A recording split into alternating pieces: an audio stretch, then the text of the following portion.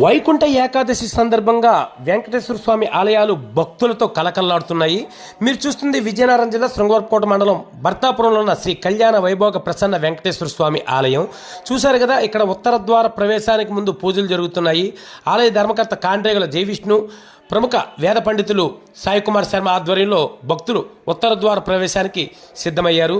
చూడండి, ఇక్కడ ఉత్తర ద్వారం ద్వారా ఈరోజు స్పెషల్ ఏమిటంటే, ప్రతి ఒక్కరు కూడా ఈరోజు ఉత్తర ద్వార ప్రవేశం చేస్తే వాళ్ళకి ఆరోగ్యం, ఆనందం, ఐశ్వర్యంతో పాటు వాళ్ళు చనిపోయాక డైరెక్ట్గా వైకుంఠానికి వెళ్ళి పరమపదం పొందుతారని పెద్దలు చెప్తున్నారు. అదేవిధంగా పురాణాలు కూడా చెప్తాయి, మనకు మోక్ష మార్గం కూడా కలుగుతుందని అంటున్నారు. అందుకే భక్తులు చాలామంది ఉత్తర ద్వార దర్శనం అంటే చాలు ఆసక్తి చూపిస్తున్నారు. చూడండి, ఈ ఆలయంలో పలు సాంస్కృతిక కార్యక్రమాలు కూడా ఏర్పాటు చేశారు. ఎంతో అంగరంగ వైభవంగా వేలాది మంది భక్తులు వేకువజాము 3 గంటల నుంచి ఆలయానికి చేరుకొని ఉత్తర ద్వార దర్శనం కోసం వేచి చూస్తున్నారు. ఈ ఆలయానికి ఎంతో ప్రసిద్ధి చెందింది.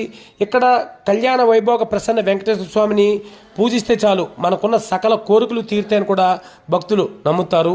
ఈ సందర్భంగా స్వామివారికి ప్రత్యేక పూజలు, అభిషేకాలు ప్రముఖ వేద పండితులు దొంతుకుర్తి సాయి కుమార్ శర్మ ఆధ్వర్యంలో నిర్వహించారు. ఉత్తర ద్వార దర్శనానికి భక్తులైతే పోటెత్తుతున్నారు. నమో వెంకటేశాయ, నమో శ్రీనివాసాయ.